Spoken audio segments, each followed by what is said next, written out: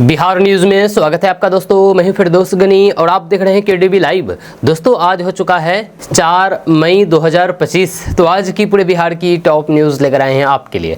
तो चलिए चलते हैं आज की खबरों की ओर, डायरेक्ट खबरों की ओर। दोस्तों आज बिहार न्यूज़ की शुरुआत सबसे पहले मौसम के से करते हैं कि बिहार में कुछ जगहों पर कल खराब मौसम की वजह से जनजीवन अस्त व्यस्त हो गया। खास करके दक्षिण बिहार के जिलों में तेज हवाओं के साथ बारिश और कहीं कहीं पर वज्रपात भी हुआ है। जब गया और औरंगाबाद जिले में आंधी की वजह से कई जगहों पर पेड़ धराशायी हो गए और टीन छप्पर उड़ गए। जहाँ यहाँ कुछ जगहों पर ओलावृष्टि भी हुई है। जहाँ नवादा जिले में आकाशीय बिजली की चपेट में आने से एक किशोर और 5 पशुओं की जान चली गई। वहीं पर मौसम विभाग के अनुसार आज बिहार में आंधी बारिश के भी आसार बने रहेंगे।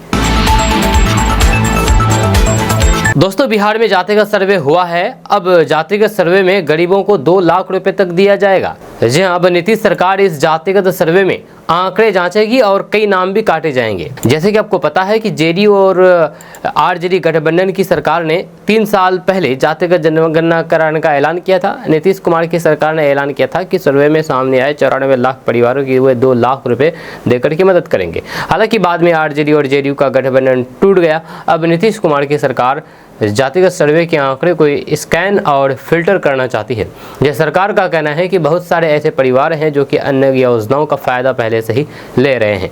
वहीं पर नीतीश सरकार में उद्योग मंत्री नीतीश मिश्रा ने कहा कि सरकार आंकड़ों के फिल्टर करेगी और जिन परिवारों की मदद की जरूरत है उनको जल्द ही धनराशि उपलब्ध कराई जाएगी। वहीं पर सर्वे में पता चलता है कि कम से कम 94 लाख परिवारों की मासिक आय और 6,000 रुपये से कम है।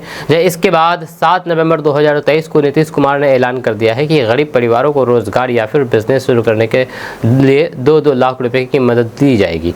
वहीं पर बिहार की कैबिनेट ने भी इस प्रस्ताव को मंजूरी दे दी। हालांकि इसे तेजी से लागू नहीं किया जा सका। इकोनॉमिक्स टाइम्स की रिपोर्ट्स की माने तो अब तक इस योजना के तहत 1 लाख परिवारों को ही मदद मिल पाई है। कुछ लोगों को पूरी राशि मिली है तो फिर बहुत सारे परिवारों को कुछ किस्तें ही मुहैया हुई है। दोस्तों बिहार विधानसभा चुनाव 2025 को लेकर के राजनीतिक सरगर्मी तेज हो चुकी है और सभी प्रमुख दल अपनी अपनी तैयारियों में जुट गए हैं। राजद नेता और पूर्व उप मुख्यमंत्री तेजस्वी प्रसाद यादव ने सीएम प्रधानमंत्री मोदी को एक पत्र लिखा है जिसमें उन्होंने प्रमुख 5 मांगे रखी है, जिसको लेकर के सियासी गलियारों में हलचल तेज होना लाजमी है क्योंकि ये मांगे बिहार चुनाव में प्रमुख मुद्दे बन सकते हैं। तो आइए कौन कौन से मांगे हम आपको भी बता रहे हैं। दरअसल बात है कि तेजस्वी यादव ने पीएम मोदी को पत्र लिखा कि जातिगत जनगणना कराने का फैसला हमारे देश की समानता की यात्रा में एक परिवर्तनकारी क्षण हो सकता है।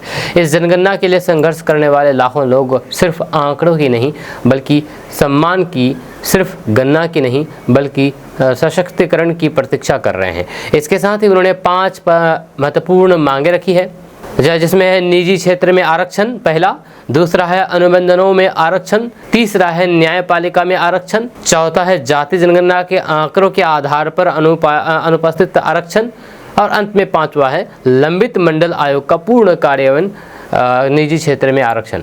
निजी क्षेत्र में आरक्षण का मतलब है कि निजी कंपनियां यानी कि प्राइवेट कंपनियां, उद्योगों और फिर संस्थानों में नौकरियों और फिर अवसरों का एक निश्चित हिस्सा आरक्षित करना उन वर्गों के लिए जिन्हें सामाजिक, शैक्षणिक या फिर आर्थिक रूप से पिछड़ा माना गया है। इसमें आमतौर पर SC, ST, OBC जैसे समुदाय शामिल है। दोस्तों वक्फ कानून को लेकर के विरोध हो रहा था, लेकिन विरोध के बीच ही मंच टूट करके नीचे गिर गया। यहाँ पर पूर्व शिक्षा मंत्री चंद्रशेखर समेत 12 लोग घायल हो गए। दरअसल मामला बिहार के मधेपुरा का है, जहां पर वक्फ कानून के विरोध में आयोजित सभा के दौरान हादसा हो गया। जब सभा के दौरान अचानक मंच टूट गया जिससे भगदड़ की स्थिति पैदा हो गई। इस दौरान बिहार के पूर्व शिक्षा मंत्री और आरजेडी के विधायक प्रोफेसर चंद्रशेखर समेत 12 लोग घायल हो गए। घायलों में भारतीय कम्युनिस्ट पार्टी यानी कि CPI के प्रमोद प्रभाकर भी शामिल है। सभी घायलों को इलाज के लिए मधेपुरा सदर अस्पताल में भर्ती कराया गया। जानकारी के अनुसार मुस्लिम संगठनों की ओर से मधेपुरा में वक्फ कानून के विरोध में प्रदर्शन किया गया। हजारों की संख्या में मुस्लिम समुदाय के लोग सड़क पर उतरे और फिर केंद्र सरकार के खिलाफ अपना विरोध जाहिर किया। सभा स्थल पर बने मंच पर काफी ज्यादा लोग जमा हो गए थे। मंच इतना वजन सह नहीं पाया और टूट गया। इससे सभा में अचानक भगदड़ के हालात पैदा हो गए। लोग इधर उधर भागने लगे। धक्का मुक्की में पूर्व मंत्री चंद्रशेखर समेत 12 से ज्यादा लोग घायल हो गए।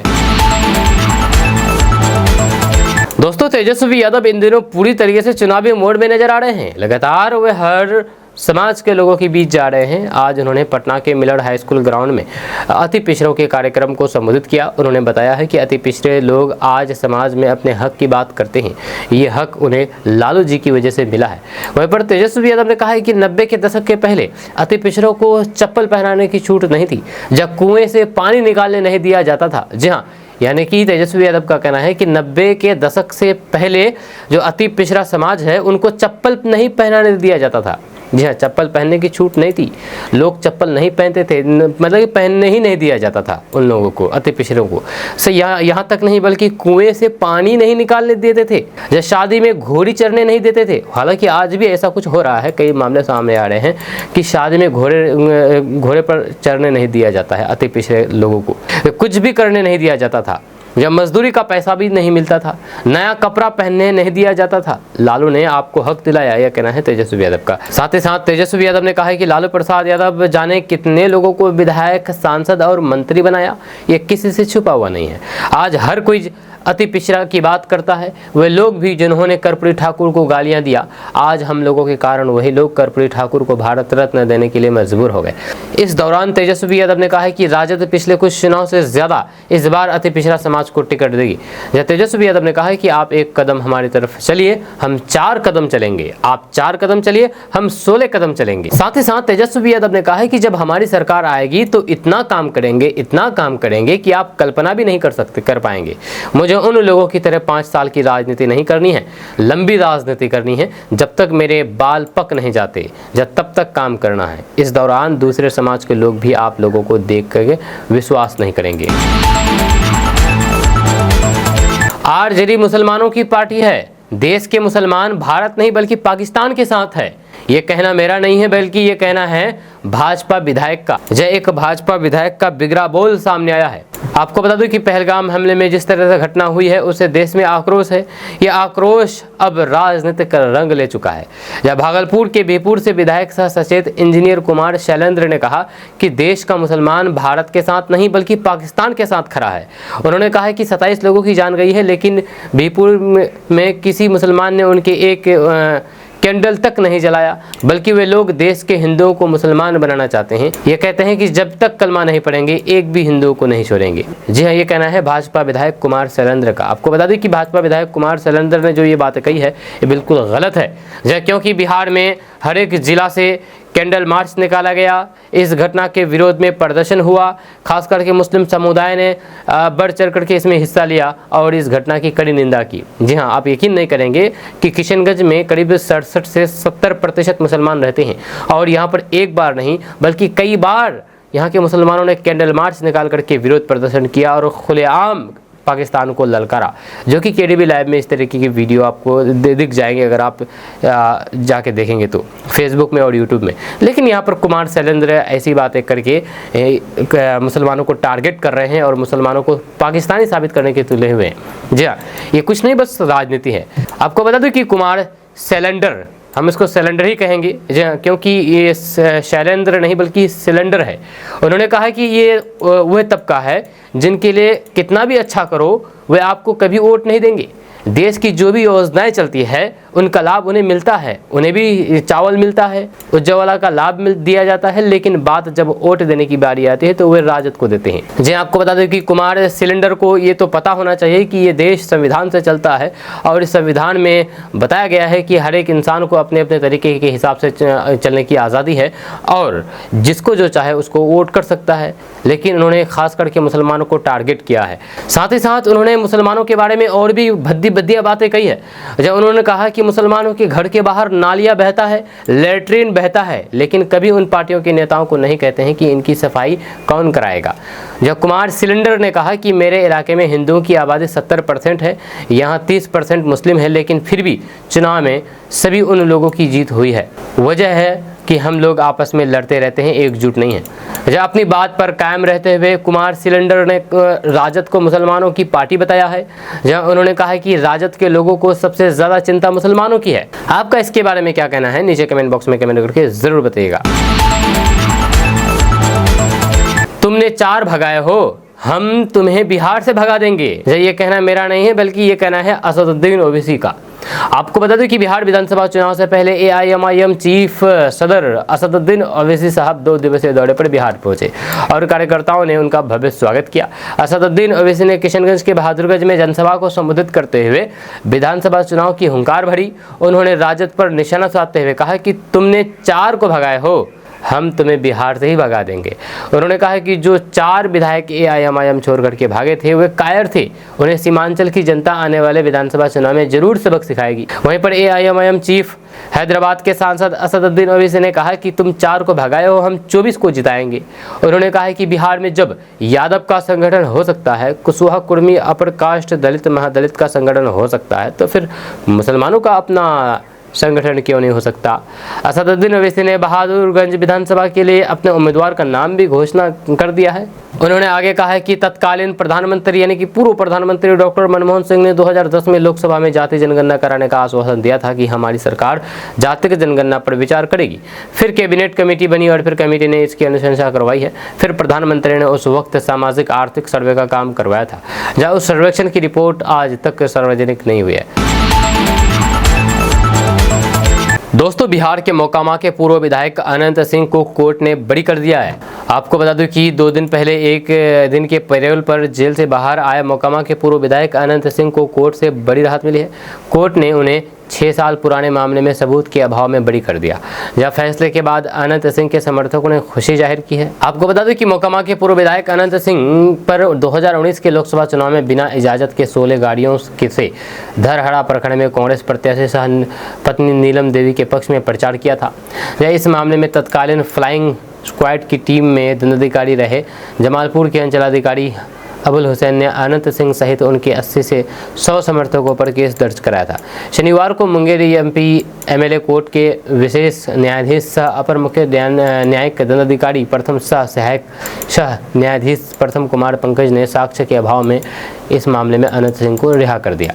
वहीं पर पूर्व विधायक अभी बेउर जेल में पटना जिले में घटित मामले में बंद है, जहां मामले की सुनवाई वीडियो कॉन्फ्रेंसिंग से हुई है। यानी कि वो जेल से बाहर नहीं निकले, क्योंकि उस पर और भी बहुत सारे मामले हैं जिसको लेकर के अभी मामला चल रहा है और वो जेल में बंद है।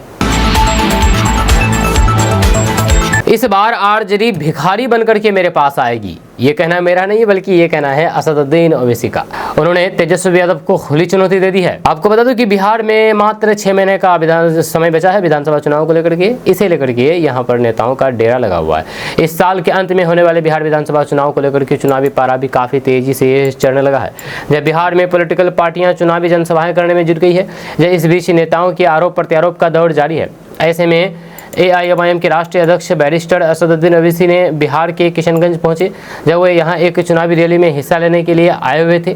जब रैली को संबोधित करते हुए एआईएमआईएम अध्यक्ष असदुद्दीन ओवैसी ने पहलगाम हमले को लेकर के पाकिस्तान पर जम करके हमला बोला और राजद नेता तेजस्वी को भी खुल करके चुनौती दे दी है। इसके साथ ही उन्होंने राजद नेता तेजस्वी यादव को चुनौती दे दी और कहा कि चारों भगोड़े भाग गए, इस बार आरजेडी भिखारी बनकर के मेरे पास आएगी।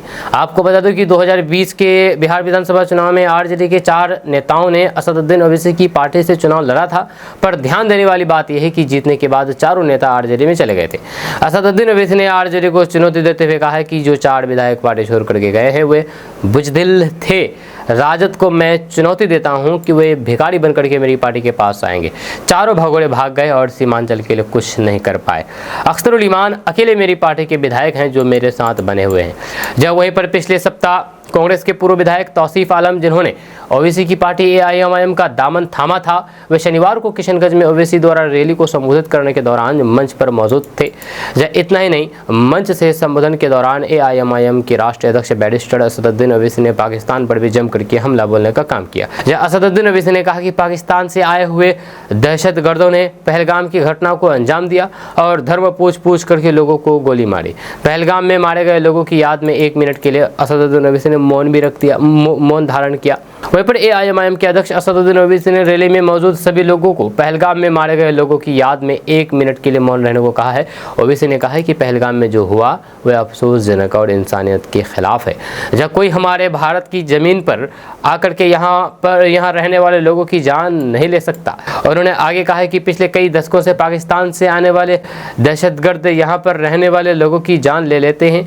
जब हम मौजूदा हुकूमत के साथ खड़े हैं और फिर उम्मीद करते हैं कि प्रधानमंत्री नरेंद्र मोदी इन दहशतगर्दी और फिर जालिमों के खिलाफ जरूर एक्शन लेंगे। वहीं पर संबोधन के दौरान असदुद्दीन ओवैसी ने यह भी कहा कि पहलगाम हमले में सरकार जो भी फैसला करेगी हम उनके साथ खड़े हैं। जब पाकिस्तान के आर्मी चीफ असीम मुनीर पर हमला करते हुए उन्होंने कहा है कि असीम मुनीर से कहना चाहूँगा कि 1947 में हम लोगों ने फैसला लिया कि हम लोग भारत को छोड़ करके नहीं जाएंगे। इतना ही नहीं, हम लोगों ने जिन्ना का पैगाम भी ठुकरा दिया था। पाकिस्तान एक फेल राष्ट्र है। जब पाकिस्तान जितना भी मिसाइल टेस्ट करें, लेकिन भारत हमेशा पाकिस्तान से ज़्यादा मजबूत रहा है और आगे भी रहेगा। दोस्तों, एक बड़ी खबर बिहार के मुजफ्फरपुर से सामने आ रही है, जहां पर निगरानी की टीम ने जनता दरबार के दौरान राजस्व कर्मचारी को 7,000 रुपए रिश्वत लेते हुए गिरफ्तार कर लिया है। यह गिरफ्तारी कथैया थाने के चंद कदम दूर हुई है। आपको बता दूं कि सरकार ने जमीन सर्वे की शुरुआत क्या की, अधिकारियों की चांदी ही कटने लगी। म्यूटेशन से दाखिल खारिज तक सबका रेट फिक्स कर दिया। जब बिना पैसे का एक भी दाखिल खारिज नहीं हो सकता। ये मामला सिर्फ एक जिले का नहीं बल्कि कईयों जिले से ये इस तरीके के मामले सामने आते हैं। लगभग पूरे बिहार में ही इस तरीके के मामले सामने आते हैं। लेकिन सरकार भ्रष्टाचारी अंचल अधिकारी और फिर कर्मचारी पर लगाम लगाने के लिए पूरी तरीके से एक्शन में है। जब प्रत्येक जिले में आए दिन अंचल अधिकारी से लेकर के राजस्व कर्मचारी रिश्वत लेते हुए पकड़े जा रहे हैं। इस बीच मुजफ्फरपुर में भी एक बड़ी कार्रवाई की गई है। यहाँ एक राजस्व कर्मचारी को 7,000 रुपये घूस लेते हुए पकड़ा गया है। ये कार्रवाई कथैया थाने के चंद कदम दूर हुई है। इस कार्रवाई से विभाग में हरकत मच गया है। जब बताया जा रहा है कि शनिवार को कठैया थाना पर जनता दरबार लगा हुआ था। इस दौरान राजस्व कर्मचारी पंकज कुमार सिन्हा ने भुक्तभोगी अरुण कुमार को काम के बदले थाने के बाहर पैसे लेकर के बुलाया था। जब उस दौरान वह पैसे लेकर के पहुंचा, हाथ में पैसा थामते ही निगरानी की टीम ने उसे दबोच लिया। जहाँ वहीं पर शशि शेखर चौधरी ने बताया है कि जमीन म्यूटेशन को लेकर के राजस्व कर्मचारी पंकज कुमार सिन्हा के द्वारा 7,000 रिश्वत मांगी गई थी। दोस्तों, सब कह रहे थे कि AIMIM के सुप्रीमो असदुद्दीन ओवैसी सीमांचल में एक बार फिर से तेजस्वी की मुश्किलें बढ़ाने आ रहे हैं, लेकिन राजद के रणनीतिकार अचानक से अवाक हो गए। यह सीमांचल भूल जाइए, तेजस्वी यादव के लिए अगली मुसीबत तो ओवैसी मिथिलांचल और छपरा में खड़ी करने जा रही है। बात यहीं खत्म नहीं होने जा रही है। यह रविवार यानी कि आज 4 मई को ही असदुद्दीन ओवैसी गोपालगंज भी जाएंगे। तो इसे गहराई से आप समझिए, हम आपको भी बता रहे हैं। दरअसल बात यही कि असदुद्दीन ओवैसी शुरुआत सीमांचल से कर रहे हैं, लेकिन उनकी अगली दस्तक मिथिलांचल और सारण में होने जा रही है। मतलब बिल्कुल भी साफ है कि असदुद्दीन ओवैसी की कोशिश विधानसभा चुनाव के लिए नए इलाकों में दस्तक देने की है। मिथिलांचल के खेल में पहले से ही राष्ट्रीय जनता दल यानी कि RJD उलझ जाता है। अब अगर यहाँ असदुद्दीन ओवैसी फैक्टर चलेगा तो ओवैसी अपनी गतिविधियां तेज करेंगे, तो फिर इससे सीधे सीधे राजद को ही घाटा होगा। जहाँ राजनीतिक पंडितों की माने तो पिछली बार सिर्फ और सिर्फ ओवैसी फैक्टर की वजह से तेजस्वी यादव मुख्यमंत्री बनते बनते रह गए थे। जहाँ असदुद्दीन ओवैसी ने सीमांचल की सिर्फ 5 सीटें नहीं उड़ाई थी, बल्कि कई सीटों पर महागठबंधन की हार की बड़ी वजह बन गए थे। और इस बार तो ओवैसी 50 सीटों का प्लान लेकर के बिहार में उतरे हैं। जब मतलब वैसी 50 सीटें जिसे RJD और कांग्रेस आसान समझ रही थी, लेकिन अब असदुद्दीन ओवैसी की दस्तक उन सीटों को मुश्किल बना देगी। असदुद्दीन ओवैसी 4 मई को मोतिहारी की यानी कि आज 4 मई को मोतिहारी के ढाका और गोपालगंज में मीटिंग करेंगे। यह दरअसल असदुद्दीन ओवैसी बिहार के नए इलाकों में अपनी पार्टी का विस्तार करना चाहते हैं। इन इलाकों में अब तक ओवैसी कोई फैक्टर नहीं रहे हैं, लेकिन इस बार असदुद्दीन ओवैसी की कोशिश इन इलाकों में अपना वो जादू दिखाने की है। दरअसल हैदराबाद में बैठ करके असदुद्दीन ओवैसी ने बिहार की एक सीट पर गहराई से रिसर्च किया और AIMIM के सूत्रों के मुताबिक असदुद्दीन ओवैसी ने मिथिलांचल और सारण की उन सीटों को चिन्हित किया है जहां पर मुस्लिम वोटर्स बड़ी संख्या में है।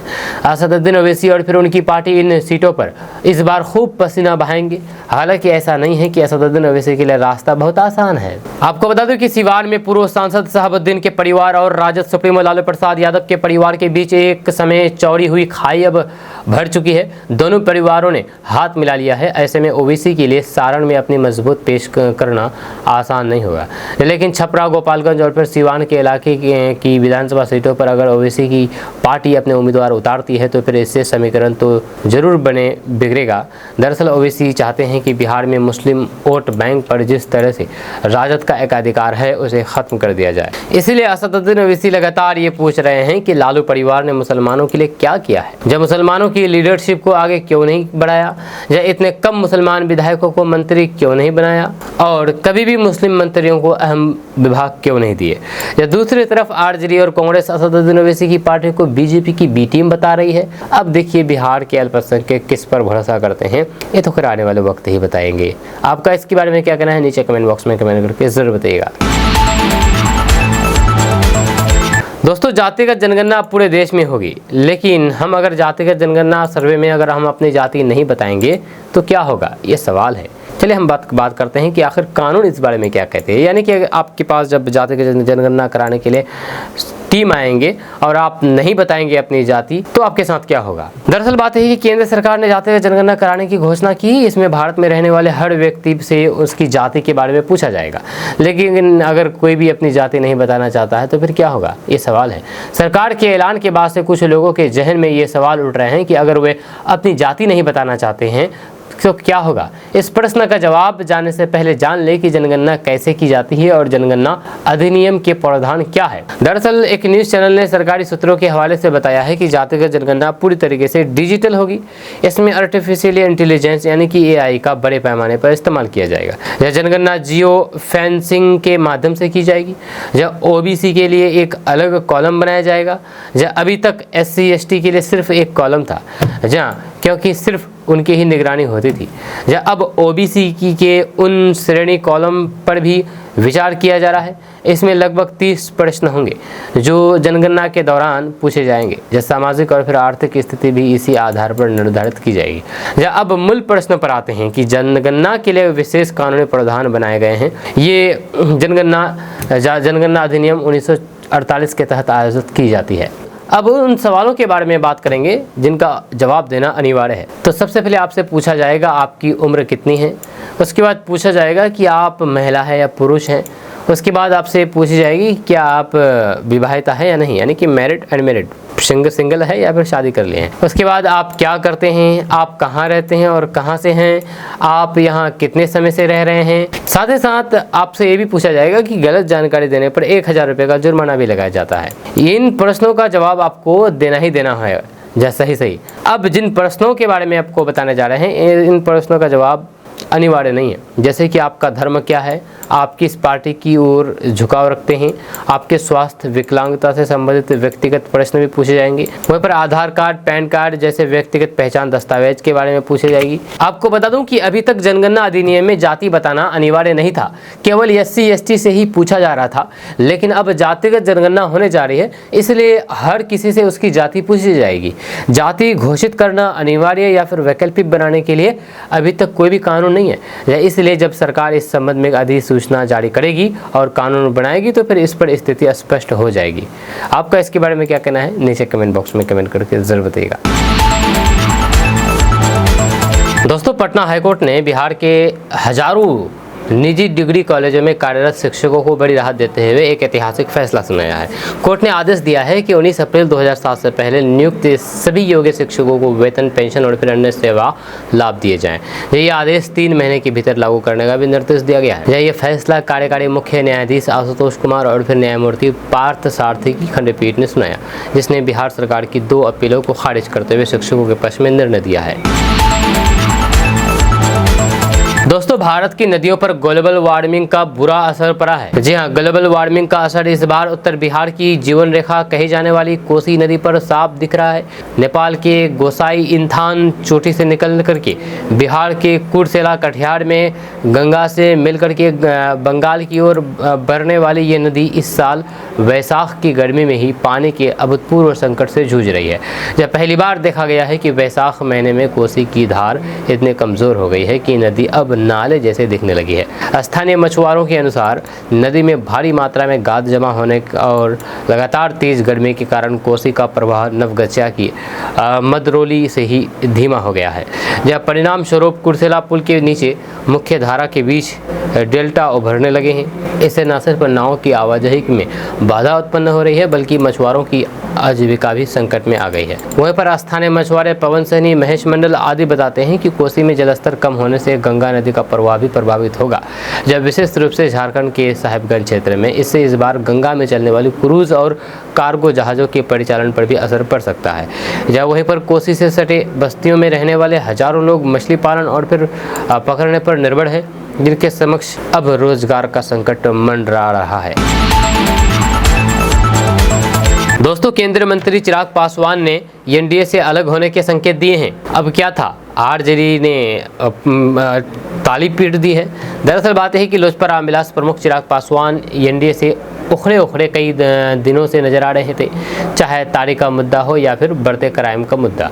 बिहार में अपने गठबंधन की सरकार को छोड़कर के विपक्ष के सुर में सुर मिलाने लगे थे। अब चिराग पासवान की पार्टी लोजपा रामविलास ने एनडीए से अलग होने के संकेत दे दिए हैं। इसके बाद आरजेडी की बाछें खुल गई है और आरजेडी विधायकों ने ताली पीटने शुरू कर दी है। जब आरजेडी के विधायक मुकेश रोशन चिराग पासवान के तेवर देख करके इतने उत्साहित हो गए कि यहाँ तक कहा गया कि अब साफ हो गया है कि चिराग पासवान एकला चलो की नीति पर चल रहे हैं और एनडीए गठबंधन से अलग हो रहे हैं। चिराग पासवान अलग होने की प्रक्रिया में लगे हुए हैं। जब विधानसभा का चुनाव नजदीक आ रहा है तो फिर मुख्यमंत्री के उम्मीदवार हो रहे हैं। वहीं पर नीतीश कुमार और नरेंद्र मोदी को आंख दिखा रहे हैं, इसलिए तो आज एनडीए को गच्चा दे दिया। यह दरअसल पूरा मामला एक प्रेस कॉन्फ्रेंस के बहिष्कार से जुड़ा हुआ है। जातिगत जनगणना पर एनडीए की ओर से आयोजित प्रेस कॉन्फ्रेंस का लोजपा रामविलास पार्टी ने बहिष्कार कर दिया और फिर अपनी प्रेस कॉन्फ्रेंस अलग से की।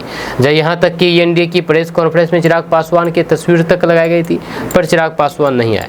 जब वैशाली सर्किट हाउस में आयोजित इस प्रेस कॉन्फ्रेंस को जेडीयू की राष्ट्रीय प्रवक्ता राजीव रंजन प्रसाद ने संबोधित किया, जब उनके पीछे चिराग पासवान की तस्वीर मुस्कुराती रही।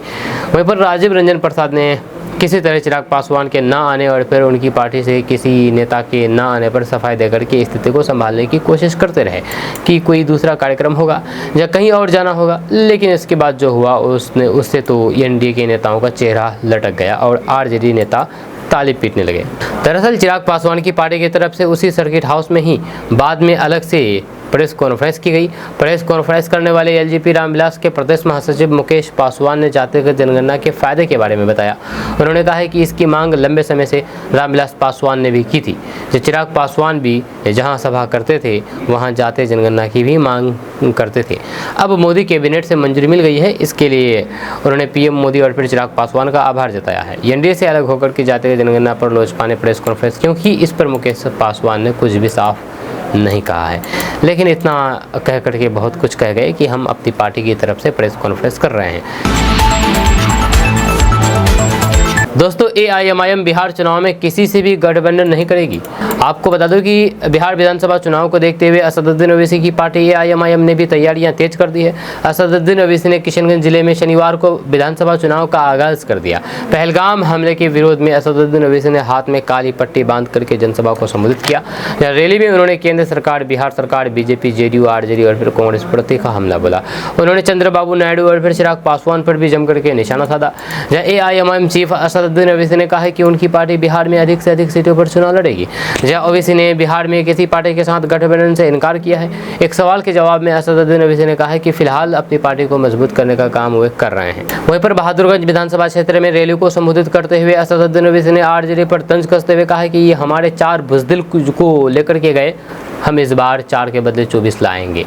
एक दिन ऐसा आएगा कि ये लोग आरजेडी, अख्तरुल ईमान और तौसीफ आलम से भीख मांगने आएंगे। असदुद्दीन ओवैसी ने कहा कि कल तक राजद, नीतीश और पीएम मोदी सीमांचल का नाम तक नहीं ले रहे थे, लेकिन जब से आपने मजलिस को उड़ दिया है उसके बाद इनकी जुबान पर सीमांचल का नाम आ गया। उन्होंने कहा है कि जब बिहार में दलित, अग्रकुर्मी, कुशवाहा की राजनीतिक पार्टी हो सकती है तो फिर मुसलमानों की पार्टी क्यों नहीं हो सकती है। न ओवैसी ने राजद पर निशाना साधते हुए कहा कि हमारे 4 भगोड़े विधायक को लेकर के गए, ये सिर्फ हमारे पीठ पर खंजर घोंपने का काम नहीं किया है, बल्कि यहाँ के नौजवानों के सीने पर भी खंजर घोंपने का काम किया है। दोस्तों, इस साल के आखिरी में बिहार विधानसभा चुनाव होने वाले हैं, इसकी तैयारी अभी से ही नजर आने लगी है। जब बिहार में चुनाव की गर्मी अभी से ही महसूस होने लगी है। इस बीच जेडीयू के एक नेता ने बिहार चुनाव के नतीजे का भी ऐलान कर दिया है। जेडीयू के नेता ने कहा है कि इस बार एनडीए 225 सीटों के साथ सरकार बनाने जा रही है। वहीं पर AIMIM चीफ असदुद्दीन ओवैसी के सीमांचल क्षेत्र के दौरे पर JDU के राष्ट्रीय प्रवक्ता राजीव रंजन ने कहा है कि गठबंधन में नीतीश कुमार के नेतृत्व में एनडीए शीर्ष 10 में से 9 स्थानों पर हावी है। तो ये देखना दिलचस्प होगा कि 10वां स्थान कौन लेता है। तेजस्वी यादव और नए खिलाड़ी सहित सभी को कोशिश करने दें, लेकिन ये मुकाबला एक तरफा है। 225 सीटों के साथ हम नीतीश कुमार के नेतृत्व में अगली सरकार बनाने जा रहे हैं। दोस्तों, दिल्ली से बिहार आ रही एक टूरिस्ट बस के यात्रियों पर गोरखपुर के तेनुआ टोल प्लाजा पर हमला किया गया। मौके पर टोल प्लाजा कर्मियों और फिर गन्ना का जूस बेचने वालों ने बस के साथ साथ यात्रियों को अपना शिकार बनाया। इस घटना में बस ड्राइवर ने बताया है कि टोल कर्मी बस का जबरन लोड चेक करना चाहते थे। इसके अलावा हजारों रुपए की मांग भी कर रहे थे, जिसका विरोध करने पर टोल कर्मी हमलावर हो गए। उन्होंने बस में जमकर के तोड़फोड़ करके बस को क्षतिग्रस्त कर दिया। यात्रियों को भी उन्होंने जमकर के पीटा। कई यात्रियों के सिर में चोट लगी है। वहीं पर घायल यात्रियों ने भी टोल वालों की मनमानी बताई है, जहाँ उन्होंने बताया है कि उन्हें दौरा करके पीटा गया है। ऐसे हमलावरों के खिलाफ कड़ी कार्रवाई होनी चाहिए। आपको बता दूं कि दिल्ली से यात्रियों को बस बिहार लेकर के आ रही थी कि बीच रास्ते में ही ये घटना हो गई। दोस्तों, बिहार के एक शिक्षक की चिट्ठी पर ACS सिद्धार्थ भावुक हो गए। जी हाँ, दरअसल बात है कि अब टीचरों को तुम ताम कहना भारी पड़ेगा। आपको बता दूं कि पटना जिला शिक्षा कार्यालय और फिर क्षेत्रीय शिक्षा उप निदेशक कार्यालयों में शिक्षकों से चरावा मांगने और अमर्यादित व्यवहार जैसे कि तुम से संबोधित करके अपमानित करना, तुम ताम कहना, इनकी शिकायतों पर शिक्षा विभाग ने कड़ा रुख दिखाया है।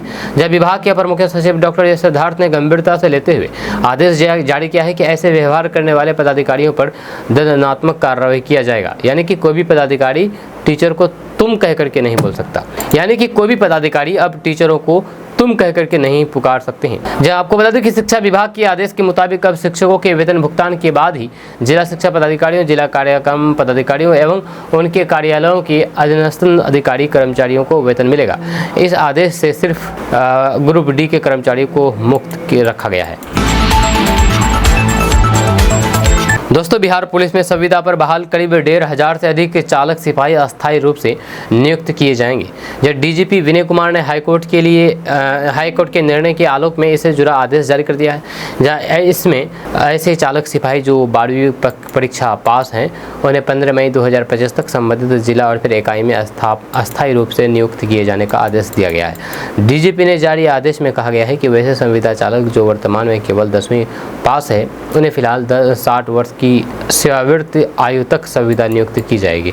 ऐसे चालक सिपाहियों के योगदान करने के 5 साल के भीतर 12वीं की परीक्षा पास करने पर उनका भी नियमित कर दिया जाएगा। यह आदेश के अनुसार 5 साल के अंदर परीक्षा पास नहीं कर पाने वाले 10वीं पास संविदा चालक भी हटाए नहीं जाएंगे, बल्कि रिटायर्ड तक संविदा चालक सिपाही के रूप में काम करेंगे।